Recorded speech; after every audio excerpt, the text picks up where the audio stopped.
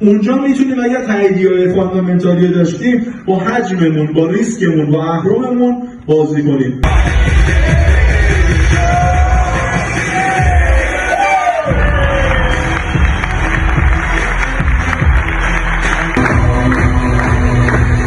بگم علی میرزاداری در مقابل این علم یک شاگرد کوچیکه. ما هیچ جا هیچ تأییدیه‌ای در روانشناسی برای قانون جذب نداریم.